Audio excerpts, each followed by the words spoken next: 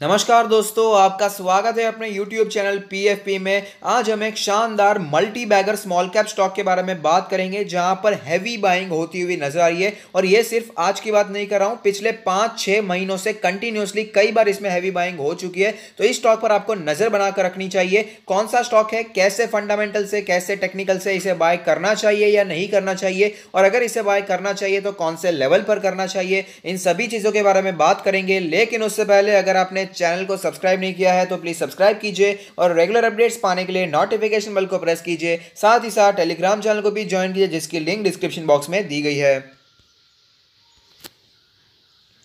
Company का नाम आपके सामने है सिम्फनी लिमिटेड, लेकिन नाम सुनकर चले नहीं जाना है, पूरा वीडियो देखना है, समझना है कंपनी क्या काम करती है, इसके फंडामेंटल्स कैसे हैं, इसके टेक्निकल्स कैसे हैं। तो नाम सुनकर आपको पता तो चल ही गया होगा, इतनी पॉपुलर कंपनी है। एयर कूलर्स में कामकाज करती है, हाउस होल्ड एयर कूलर्स बनाती है, साथ ही साथ कमर्शियल एयर कूलर्स का कामकाज है, इंडस्ट्रियल एयर कूलर्स बनाती है। और पुरानी कंपनी नहीं है, कई सालों से एयर कूलर्स के इंडस्ट्री में कामकाज करती है, कूलिंग द वर्ल्ड सिंस 1939। तो आप समझ सकते हैं बहुत ही एक्सपीरियंस्ड कंपनी है। ऐसा नहीं है कि पिछले 2-5 सालों से कंपनी काम कर रही है, काफी एक्सपीरियंस रखते हैं इस फील्ड में। सिम्फनी अराउंड द वर्ल्ड ऐसा नहीं है कि सिर्फ इंडिया में कामकाज करती है, वर्ल्ड वाइड बहुत ही देशों में कामकाज करती नजर आती है। 60+ कंट्रीज में इसका कामकाज है, 30,000+ रिटेलर्स है, 1000+ डिस्ट्रीब्यूटर्स है, 80+ ईयर्स का कूलिंग का एक्सपीरियंस दिखा देता है, ग्लोबल ऑपरेशंस है। और इसके कस्टमर बेस भी आप कई सारे जानते ही होंगे। अब देख सकते हैं टाटा इनके कस्टमर्स में है, वॉलमार्ट इनका कस्टमर है, Coca Cola, Asian paints, dazzle Bisleri. आप अगर वेबसाइट को विजिट करेंगे तो आपको और भी कई जानकारी यहां पर मिल जाएगी।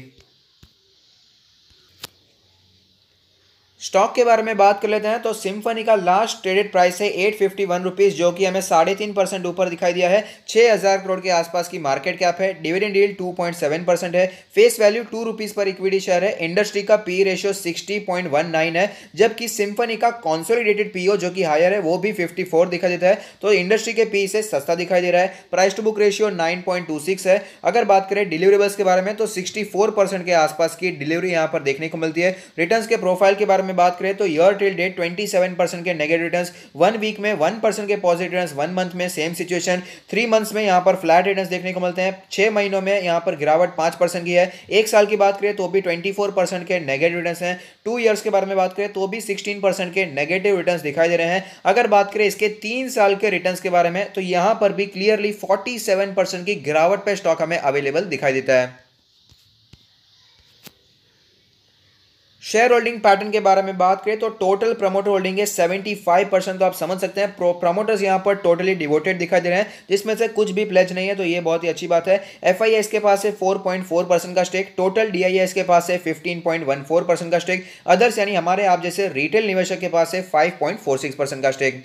फंडामेंटल एनालिसिस में आगे बढ़ते हुए कई मार्जिन होते हैं जिन्हें जानना बहुत ही जरूरी होता है। ऑपरेटिंग मार्जिन का परसेंटेज है 22.23%, नेट प्रॉफिट मार्जिन का परसेंटेज है 16.48%, जो कि पिछले साल के मुकाबले अच्छे मार्जिन से हमें इंप्रूव होते हुए नजर आ रहे हैं, जो कि कंपनी के लिए एक अच्छी बात है। रिटर्न रेशियोज के बारे में बात करें तो आरओई 13.85 से बढ़कर 28.38 हो चुका है, आरओसी 19.99 से बढ़कर 32.29 हो चुका है। अगर बात करें रिटर्न ऑन एसेट्स के बारे में तो यहां पर भी अच्छी बढ़ोतरी देखने को मिल रही है, 8.61 से बढ़कर 17.04 होता हुआ नजर आता है। तो ये सिचुएशन काफी अच्छी दिखाई दे रही है कंपनी के लिए। लिक्विडिटी रेशियोज के बारे में बात करें तो कोई भी प्रॉब्लम दिखाई नहीं दे रही है, बल्कि 2.32 से कम करके 2.05 कर दिया, जितनी लिक्विडिटी होनी चाहिए। 1.5 तो बेस्ट है, 1.5 1.6 उसके आसपास होता है तो बेस्ट है, लेकिन 2 के आसपास है, ये भी अच्छी बात है। क्विक रेशियो 1.67 दिखाई दे रहा है। अगर बात करें लेवरेज रेशियो के बारे में तो कंपनी अपने कर्जे को कम कर रही है। 0.228 का डेट टू इक्विटी रेशियो था, जो कि कम होकर 0.27 हो चुका है। मैनेजेबल डेट है, ये भी कोई बड़ी परेशानी दिखाई नहीं दे रही है।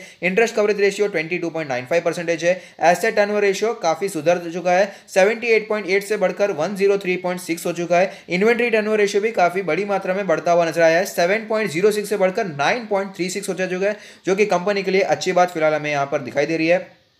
डिविडेंड के बारे में बात करें तो कंपनी कंसिस्टेंटली डिविडेंड देती आ रही है। आप देख पाएंगे कई बार कंपनी ने डिविडेंड दिया है। अगर बात करें बोनस के बारे में तो 1:1 का बोनस रेशियो देखने को मिला था 2016 में। स्प्लिट्स के बारे में बात करें तो 2012 में old face value 10 rupees per equity share थी, जो कि कन्वर्ट होकर new face value 2 rupees per equity share हो चुकी थी। तब चलते हैं चार्ट्स पर, वहां पर कैसी सिचुएशन बनी हुई है उसके बारे में भी बात कर लेते हैं।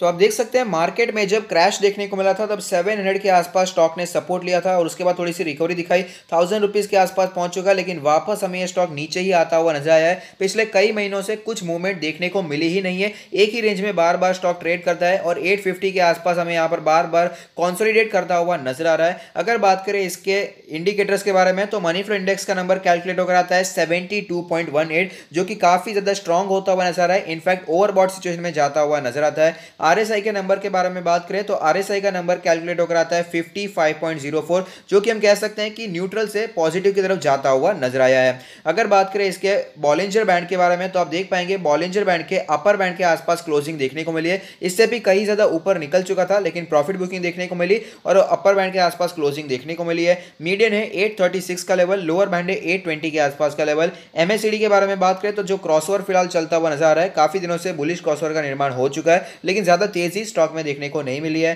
पिवट पॉइंट्स के बारे में बात करें तो आप देख पाएंगे दूसरे पिवट लेवल के रेजिस्टेंस फेस करने के बाद स्टॉक में करेक्शन आज ही हमें देखने को मिल गया। अगर बात करें नीचे सपोर्ट्स के बारे में तो 824 का पहला पिवट सपोर्ट और 804 का दूसरा पिवट सपोर्ट हमें दिखाई दे रहा है।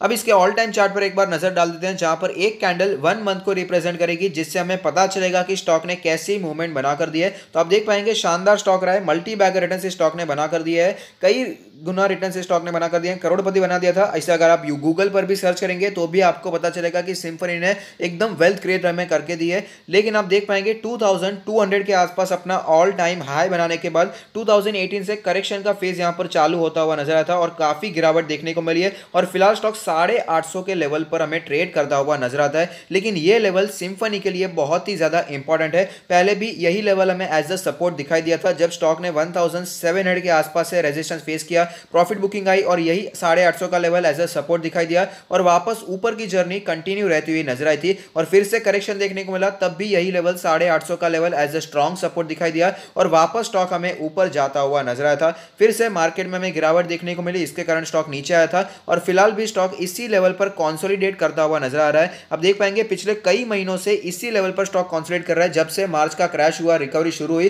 तो इसी लेवल पर स्टॉक कंसोलिडेट करता हुआ नजर आता है और फिलहाल स्टॉक अपने 100 मंथ्स के ईएमए के भी नीचे ट्रेड करता हुआ नजर आता है। तो काफी ज्यादा यहां पर बियरिश मोमेंटम बनता हुआ नजर आ रहा है। लेकिन जो पॉजिटिव बात हमें दिखाई देती है इसकी वॉल्यूम की, अगर आप कैंडल्स देखेंगे तो कंटिन्यूअसली यहां पर हमें बाइंग होती हुई नजर आ रही है। हैवी बाइंग, छोटी मोटी बाइंग भी नहीं है, कई समय से हैवी बाइंग हो रही है। मार्केट क्रैश के पहले भी हैवी बाइंग हुई थी, उसके बाद भी कई बार यहां पर बाइंग हो चुकी है। आप देख पाएंगे यहां पर हमें भारी मात्रा में बाइंग होती हुई नजर आई है और आज भी कई समय से इतनी ज्यादा बाइंग नहीं थी, उतनी ज्यादा बाइंग आज हमें होती हुई नजर आई है। भले ही ज्यादा तेजी स्टॉक में देखने को नहीं मिल रही है लेकिन इतनी ज्यादा बाइंग हमें देखने को मिल रही है। ऐसी सिचुएशन हमें पहले भी एक स्टॉक में देखने को मिली थी जिसका नाम है एस्ट्रल पॉलिटेक्निक। स्टॉक में बाइंग बहुत हो रही थी, लगातार स्टॉक में बाइंग हो रही थी, पिछले 3-4 महीनों से एस्ट्रल पॉलिटेक्निक में बाइंग ही बाइंग हो रही थी लेकिन स्टॉक ऊपर नहीं जा रहा था, 1000 रुपए के लेवल से वापस नीचे जाता था। लेकिन एक बार न्यूज आई, एग्रीकल्चर फंड का न्यूज आया और तुरंत ही स्टॉक हमें ऊपर जाता हुआ नजर आया था और फिलहाल स्टॉक 1500 के आसपास ट्रेड करता हुआ नजर आ रहा है। 1440 के आसपास स्टॉक ट्रेड कर रहा होगा और 1600 के आसपास भी पहुंच चुका था।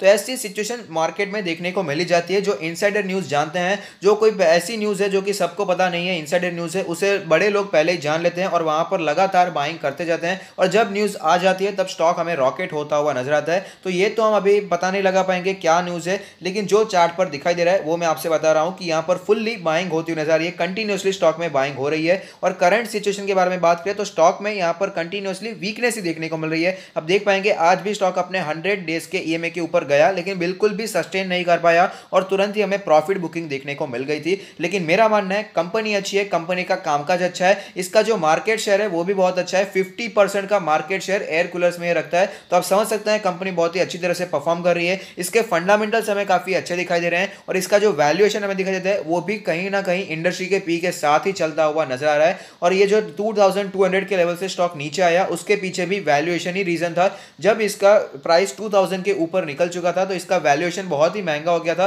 100 के पी से काफी ऊपर निकल चुका था, 110 120 के आसपास पहुंच चुका था, जिसके कारण स्टॉक बहुत ही ओवर वैल्यूड हो गया था। और वैसे भी ये स्मॉल कैप स्टॉक है तो ऐसी गिरावट होना नॉर्मल भी है और इतना ज्यादा वैल्यूएशन इसे सूट भी नहीं करता, तो इसीलिए स्टॉक में हमें गिरावट भी देखने को मिली है। तो यहां पर मेरा मानना है इन्वेस्टिंग की एक अच्छी अपॉर्चुनिटी दिखाई देती है अगर आप एक रिस्क टेकर इन्वेस्टर हैं और यहां पर पेशेंस रख सकते हैं, क्योंकि हमने देखा कि कई बार स्टॉक कंसोलिडेट करता है, कितने महीनों तक स्टॉक में हमें मूवमेंट देखने को मिलती नहीं है। तो अगर आप पेशेंस पेशेंस रखते हैं तो इसमें इन्वेस्ट कर सकते हैं, क्योंकि कंपनी का बैकग्राउंड अच्छा है, कंपनी के प्रमोटर्स काफ़ी अच्छे हैं, उनके बारे में भी आप गूगल पर पढ़ सकते हैं, उनके बारे में भी आप रिसर्च करने के बारे में सोच सकते हैं। कंपनी एक अच्छी स्मॉल कैप स्टॉक है, जो लोग क्वालिटी स्मॉल कैप में इन्वेस्ट करना पसंद करते हैं इसे एक अपॉर्चुनिटी की तरह ले सकते हैं और कम से कम एक वॉच लिस्ट पर बनाकर रख सकते हैं और नज़र में रख सकते हैं और कैसा मूवमेंट हो रहा है उसे भी ट्रैक कर सकते हैं। तो मेरा मानना है अगर आप इन्वेस्ट करना चाहते हैं तो करंट मार्केट प्राइस काफ़ी अट्रैक्टिव है, जहां पर आप थोड़ा सा निवेश करने के बारे में सोच सकते हैं, लेकिन लास्ट डिसीजन तो हमेशा आपका ही रहने वाला है। तो अगर आपको ये वीडियो पसंद आता है तो लाइक कीजिए, शेयर कीजिए, कमेंट कीजिए, सब्सक्राइब कीजिए और मुझे मोटिवेट कीजिए। Thank you, stay happy, happy investing.